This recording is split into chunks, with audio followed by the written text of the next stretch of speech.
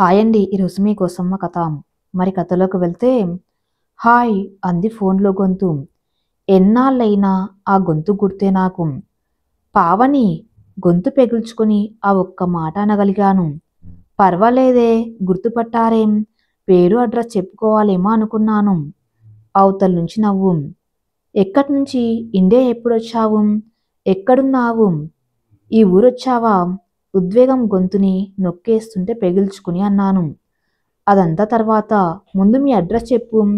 అక్కడికి ఎలా రావాలో ఈ డ్రైవర్కి చెప్పు. ఓ గంటలో వస్తా. కలిసి భోంచేద్దాం. భోంచేస్తూ కబుర్లు చెప్పుకుందాం. వండే ఓపిక లేకపోతే హోటల్కి వెళ్దాం. వద్దు వద్దు అన్నట్టు శ్రావణి మాట మర్చిపోయాను. అది హోటల్లో మనల్ని కూర్చొనియదు. ఇల్లే బెటరు. కందిపొడి, ఆవకాయ, చారు, పెరుగు చాలు. ఏం వండకు అంటూ చెప్పేసి ఫోన్ డ్రైవర్కి ఇచ్చింది. ఎలా రావాలో గుర్తులు చెప్పి వంటింట్లోకి పరిగెత్తాను. వండిన వంట కూర, పప్పు, పులుసు ఉండనే ఉన్నాయి. దానికి ఉడకబెట్టి వేయించిన బంగాళదుంపల కూర ఇష్టం. 4 బంగాళదుంపలు కుక్కర్లో పడేసి ఉల్లిపాయలు తరిగి వేయించేశాను. ఊరగాయలున్నాయి. ఏదైనా స్వీట్ ఉంటే. ఇవన్నీ ఇప్పుడు కుదరవు. ఇది ఇన్ఫార్మల్ లంచు. మరోసారి భోజనానికి పిలిచి విందు భోజనం పెట్టొచ్చు. గబాగబా మొహం కడుక్కొని ఇస్త్రీ చీర కట్టుకుని డ్రాయింగ్ రూమ్లో పేపర్లు, పుస్తకాలు అవి సర్దుతుండగా సుడిగాళ్ళ రానే వచ్చింది, చుట్టేసింది. ఆంటీ అంటుంటే దాని కళ్ళల్లో నీటి పొర. తెలియకుండానే కళ్ళు నిండాయి. కౌగలించి విడివడి నా మొహం చూసి, సారీ, వెరీ సారీ.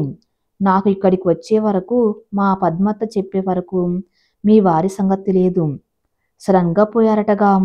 ఎలా ఉన్నారు? ఒంటరిగా ఉండగలుగుతున్నారా? అదే అలవాటవుతుంది. ఏం చేస్తాం? ఇద్దరిలో ఎవరు ఒకరు ముందో వెనుక తప్పదు కదా. ప్రశ్న జవాబులు తనే చెప్పేస్తూ సానుభూతి మాటలు చెప్పేసింది. ఇట్స్ ఓకే, బానే ఉన్నాను. అలవాటైపోతుంది ఇప్పుడిప్పుడే. గట్టి పిండాలం మనం, నవ్వుతూ అన్నాను. బాగా చెప్పారు. అలాగే ఉండాలి రోజుల్లో. ఎవరికెవరన్నట్టు డీటాచ్మెంట్గా ఉండటం నేర్చుకోవాలి. భుజం తట్టి చెయ్యి పట్టుకుని సోఫాలో కూర్చోబెట్టింది. అప్పుడు చూసింది శ్రావణి సోఫాలో కూర్చొని మా ఇద్దరి వంక ఆశ్చర్యంగా చూస్తున్న 2 ఏళ్ల పాపని. తెల్లగా బొద్దుగా ముద్దుగా ఉంది. పొట్టి జీన్స్ షర్టు, తెల్లటి బ్లౌజ్ వేసుకుని ప్రకటనలో బేబీలా ఉంది. నీ కూతురెంత బాగుందే, నీలాగే ఉంది ఎత్తుకుంటూ అన్నాను. కొత్త మొహం చూసి బిక్కమొహం పెట్టి తల్లి వైపు వాలిపోతూ చేతులు చాచింది. కూతుర్ని అందుకుని it's okay honey, aunty is my best friend లాలిస్తూ వల్లో కూర్చోపెట్టుకుంటుంది. ఏంటసలు ఏమైపోయావిన్నాళ్ళు? ఒక ఫోన్ అన్న చేయటానికి తీరిక లేదా? నీ గురించి ఎంత బాధపడ్డాను. మీ మామయ్య భార్యని 2-3 సార్లు అడిగా. ఆవిడ సరిగ్గా చెప్పలేదు. మరి తెలియక చెప్పలేదో, ఇష్టం లేక చెప్పలేదో. అసలు వాళ్ళెప్పుడు ఇండియాలో ఉండనే ఉండరు. నీ గురించి ఏ కబురు తెలియక అల్లాడిపోయాను. ఎంత కోపం వచ్చిందో నీ మీద. కోపం, బాధ, ఆవేదన అన్నీ కలిసిపోయిన నా మాటల్లో. పాపని కింద కార్పెట్ మీద కూర్చోబెట్టి క్యారీ బ్యాగ్లోంచి 4-5 బొమ్మలు ముందు పడిసింది ఆడుకోటానికి. ఏం చెప్పమంటావు? గత 4 ఏళ్ళు నా జీవితంలో బ్లాక్ ఇంకుతో రాసుకోవలసిన పేజీలు. అదంతా ఒక పీడకల అనుకోవాలి. అబ్బా, ఆ టెన్షన్, ఆ బాధ, దినదిన గండం లాంటి బతుకు. ఆంటీ, నా లైఫ్లో నేను చేసిన అతి పెద్ద తప్పు పెళ్లి చేసుకోవటం. 35 ఏళ్లకి ఆ పాడు బుద్ధి పుట్టి నన్ను నేను రొంపిలోకి దింపుకున్నందుకు తిట్టుకోని క్షణం లేదు. కావాల్సిందే నాకీ శాస్తి అని నన్ను నేను శపించుకునేదాన్ని. ఏదో ఒక బలహీన క్షణంలో ఈ ఒంటరి జీవితం కంటే ఓ తోడుంటే బాగుండేదేమో. జీవితానికి ఒక అర్థం కనిపిస్తుందనేమోనన్నాం. పేరాశకి లొంగిపోయానే, అదే నా పాలిట శాపమైపోయి కూర్చుంది. కావాల్సిందే నాకిలా. దాని గొంతు రుద్ధమైంది. పావని, చా ఊరుకో. నీలాంటి ఆడపిల్లలు కళ్ళనీళ్లు పెట్టకూడదు. నీ అంత ధైర్యవంతులు అలా బేలగా మాట్లాడకూడదు. జీవితంలో ఆటుపోట్లు ఎంతటి వారికైనా తప్పవు. అంతా సవ్యంగా, ఆనందంగా మనం అనుకున్నట్లు కోరుకున్నట్టు జరిగిపోతే అది జీవితం అవదు. ఊహించని మలుపులు కథల్లోనే కాదు, జీవితాల్లో ఉంటాయి. ఎదుర్కొని పరిష్కరించుకునే నిబ్బరం ఈ తరం అమ్మాయిలకుంది. అసలేమైంది? నువ్వు పెళ్లి చేసుకున్నావు అన్నదే నేను విన్న ఆఖరి కబురు. ఓ పక్క ధైర్యం చెబుతూ ఓదార్పుగా అన్నాను. అవును, అదే నా సంతోషానికి ఆఖరి రోజుగా. ఇక వినడానికేముంది? నిర్వేదంగా అంది. ఏమిటి నీ సమస్య? చెబితే కదా ఎవరన్నా ఏదన్నా సలహా చెప్పడమో సహాయం చేయడమో చేయగలరు. ఎవరికి చెప్పుకోవాలి? నాన్న అమ్మ 3 ఏళ్లలో ఒకరి తర్వాత ఒకరు దాటిపోయారు. అన్నయ్యలిద్దరూ ఎవరి జీవితాలు వాళ్ళవి. నా గురించి పట్టించుకునే తీరిక కోరిక లేదు. ఈ ఆంటీని మర్చిపోయావా? కనీసం మాట సాయమన్నా చెయ్యలేననుకున్నావా? మనసులో బాధ పంచుకోవడానికన్నా గుర్తుకు రాలేదా? నిష్ఠూరంగా అన్నాను. ఆంటీ, కొన్ని విషయాలు ఎలా చెప్పాలి, ఏమని చెప్పుకోవాలో తెలియనివి. ఎదుటివారికి చాలా చిన్నదిగా కనిపించే విషయం అనుభవించే వారికి భూతంలా భయపెడుతుంది. సరేలే, ముందులే భోంచేద్దాం. పాపకి ఏదన్నా పెడతావా? ఇప్పుడేం వద్దు, పెట్టే తీసుకువచ్చాను. అదిగో నిద్రపోయింది సోఫాలోనే. పాపని లోపల పడుకోబెట్టి ఇద్దరం భోంచేస్తూ పక్కల మీద వాలి లేచి టీ తాగుతూ పావని ఉన్న 4 గంటల్లో మొత్తం 4 ఏళ్ల కథ విడత విడతగా చెప్పుకొచ్చింది. కాసేపు ఆవేశం, మరి కాసేపు ఆవేదన, మరి కాసేపు నిస్పృహ, నిర్వేదం, రకరకాల భావాలు ఆమెను ముంచెత్తాయి. నీ పెళ్లి వరకు తెలుసు. 35 ఏళ్లకేనా పెళ్లి చేసుకున్నావు. ఏదో లైఫ్లో సెటిల్ అయ్యావు. ఓ తోడు దొరికిందని సంతోషించాను. ఆ పెళ్లి నీకు ఆనందాన్ని ఇవ్వకపోగా ఉన్న మనశ్శాంతిని కూడా పోగొట్టుకోవడం నిజంగా బాధగా ఉంది పావని. చెప్పాగా, బుద్ధి తక్కువ పనిచేసినందుకు నన్ను నేను చెప్పుతో కొట్టుకోవాలి. ఏదో అమ్మ పోయే వరకు నా పెళ్లి చింతతోనే పోయిందని ఆవిడికి చేతిలో చెయ్యేసి మాటిచ్చానని. సరే, 35 ఏళ్లు స్వేచ్ఛగా నా ఇష్టానుసారం జీవించాను. ఈ ఒంటరి జీవితము బోరు కొట్టి మార్పు కావాలనిపించింది. తప్పటడుగు వేశాను. తప్పటడుగు అని అప్పుడు తెలియదు కదా. కొలిగంటావు, తెలిసిన వాడంటున్నావు. మరతని గురించి నీవేం గ్రహించలేకపోయావా? అతని వ్యక్తిత్వం మైనస్ పాయింట్లు గుర్తించలేకపోయావా? అతని స్వభావాన్ని ఎందుకు అర్థం చేసుకోలేకపోయావు? ఆంటీ, పెళ్ళయ్యే వరకు అంత మంచివాళ్లే. గర్ల్ ఫ్రెండ్గా ఉన్నన్ని రూలు లోపలేం కనపడవు. ఆ పెళ్ళి అన్న 2 అక్షరాల పదంలో మొహానికి కప్పుకున్న మాస్క్ తొలగి నిజరూపాయలు బయటపడతాయి. భార్య అనగానే స్వంతం, ఏమనడానికైనా ఓ హక్కు అనుకుంటారు మగాళ్ళు. యువతల మనిషికి ఓ వ్యక్తిత్వం, ఇష్టాయిష్టాలుంటాయని గుర్తించరు. ఇదివరకు ఆడవారైతే మరో గతి లేక, ఆర్థిక స్వతంత్రం లేక సహించేవారేమో. ఇప్పుడు అలా ఉండాలంటే ఎలా ఆంటీ? చేసుకోక పెళ్లి చేసుకున్నావు. కాస్త సర్దుకొని కాపురం నిలబెట్టుకుంటే బాగుంటుందని మా తరం వాళ్ళమంటాం. కానీ దానికి ఎంతో ఆత్మాభిమానం పణంగా పెట్టాలో, ఎంత మనసు చంపుకొని బతకాలో నాకు తెలుసు పావని. కానీ ఇప్పుడు పాప కూడా ఉంది. తల్లి తండ్రి ఇద్దరి మధ్య పెరగాలి పిల్లలు. రేపు పెద్దయి తండ్రిని దూరం చేశానని నిన్ను నిలదీయకూడదు కదా. ఏ మొగుడో ఒక మొగుడు, ఇంట్లో మరో మనిషి తోడు నీకు అవసరం. అందులో ఇప్పుడు పాప ఉంది కదా. ఏదో మేలిగో డబ్బు మనిషి. తన ఆధిపత్యం చెల్లాలని తత్వం తప్ప మరీ చెడ్డవాడు కాదని నీ మాటల్ని బట్టి అర్థమవుతుంది. కొంతవరకు సర్దుకోవచ్చేమో, మరొక ఛాన్స్ అతనికి చూడొచ్చేమో. ఆలోచించు. కొన్ని షరతులతో కాపురాన్ని నిలబెట్టుకోవచ్చేమో. షరతులతో, ఒప్పందాలతో కాపురాలు సాగుతాయా అంటే ఆలుమగల మధ్య అండర్స్టాండింగు, అన్యోన్యత లేనిది అది ఒక కాపురమేనా ఆంటీ?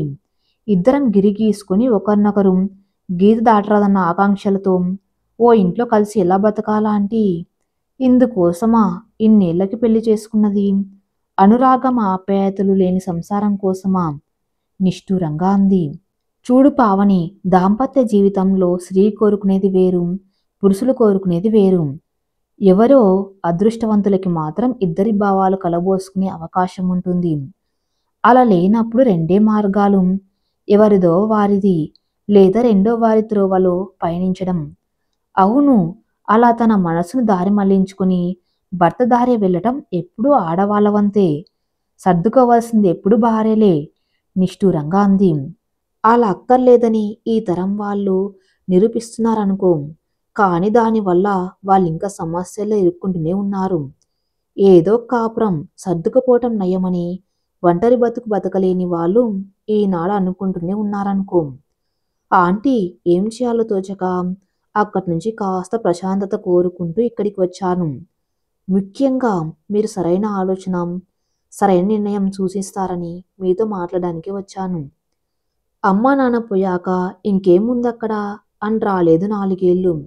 పాపం అన్నయ్య రమ్మన్నాడు గాని అందరితో ఈ విషయం చెప్పుకోలేను. చెప్పినా సర్దుకో అన్న పాటే వినిపిస్తారు. నాకు మీ మీద నమ్మకం ఉంది. మీరు చెప్పండి నేనేం చేయాలో?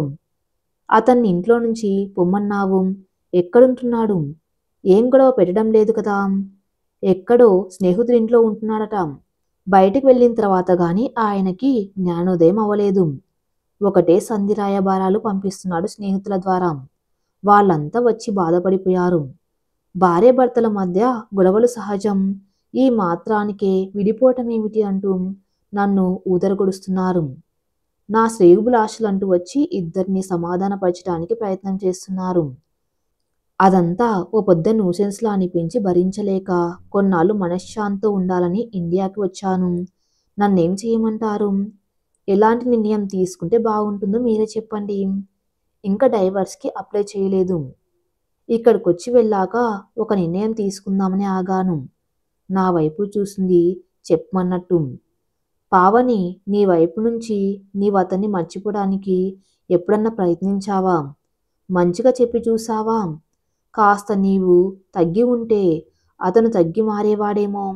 నీవు అతన్ని లెక్క చేయకపోవడంతో మరింత రెచ్చిపోయాడేమో. ఆంటీ 2 ఏళ్ళు అన్నీ సహించి భరించాను.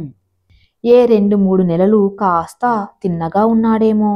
తర్వాత పొరవిడి చేసి పాములా తయారై నిజస్వరూపం చూపించడం మొదలుపెట్టాడు. డబ్బు కోసం గొడవ, ఏ పని చేసినా తప్పులెంచడం. తన మాట నెగ్గాలి. తనన్నదే కరెక్టు, నాకేం తెలియదు. జవాబిస్తే పొగరు, ఊరుకుంటే నిర్లక్ష్యం. ఏది కొన్నా దురాభం. సంపాదిస్తున్నానని పొగరు. ఆడదాన్నయ్యి ఉండి వంట రాదు, మగవాళ్లతో అంతలా పూసుకు తిరిగి మాట్లాడడం అవసరం లేదు. అందరు ఆడవాళ్ళు నాలా ఉండరు. మాటలో మృదుత్వం లేదు. చేతుల్లో లేఖితనం, డబ్బు కైపినం, జీతం అంతా తన చేతుల్లో పెట్టాలని కైపినం. వంట్లో బాగులేకపోయినా ఓ సానుభూతి మాట లేదు. అన్నిటికీ మూలం భార్య పట్ల ప్రేమానురాగం లోపించటం.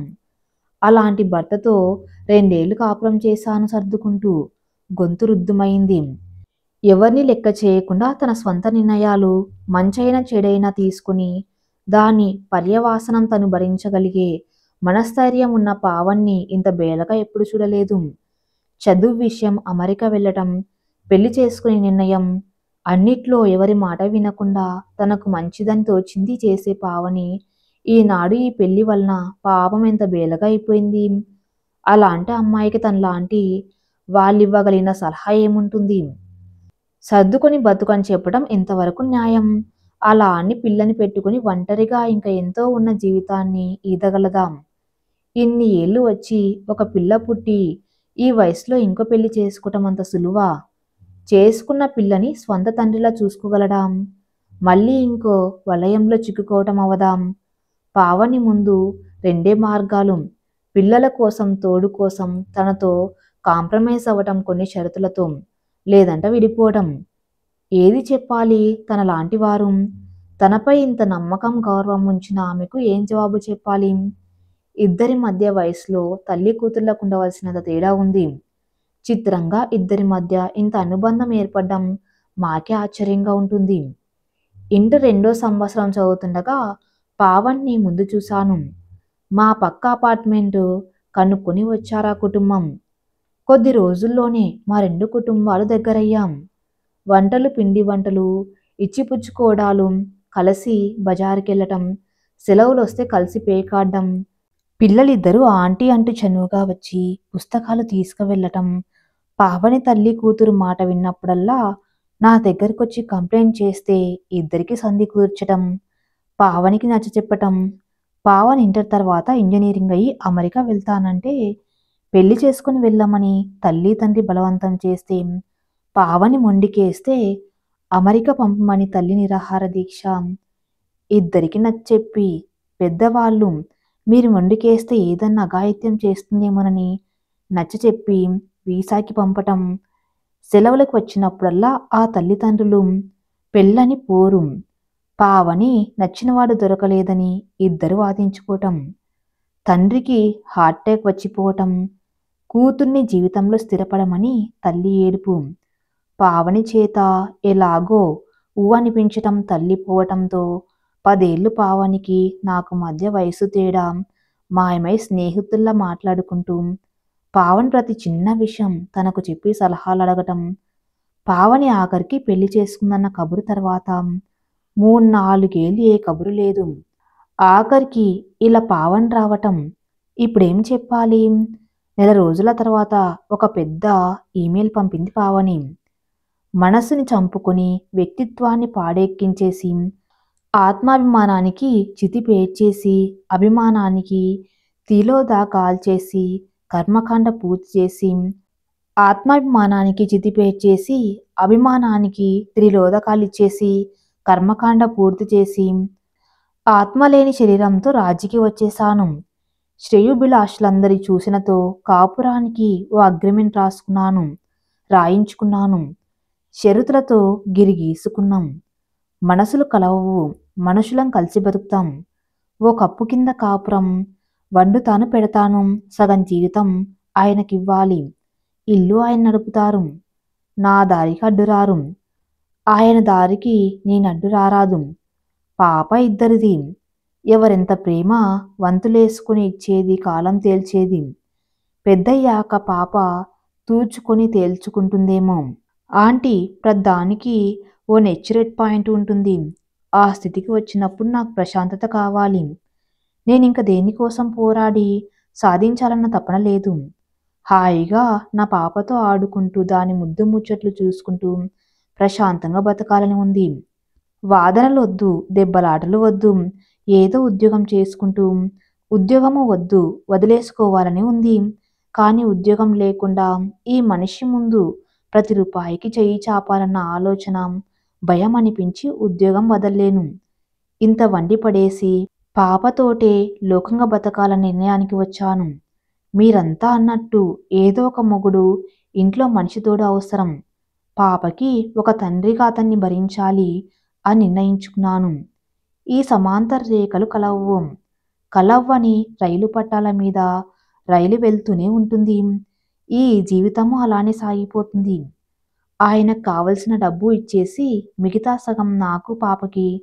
శ్రేయోభిలాషులందరికీ ఈ నిర్ణయం సంతోషాన్నిచ్చింది. మీకు ఆనందమేనా? మీ పావని.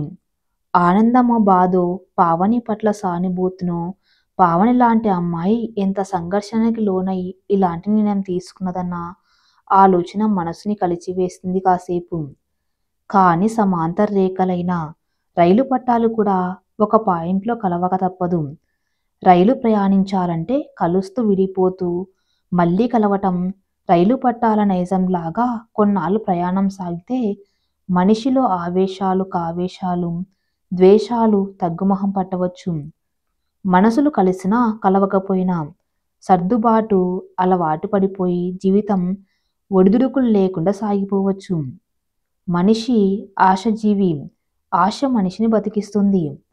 పావని జీవితంలో ఆటుపోట్లు సర్దుకుంటాయని నా నమ్మకం.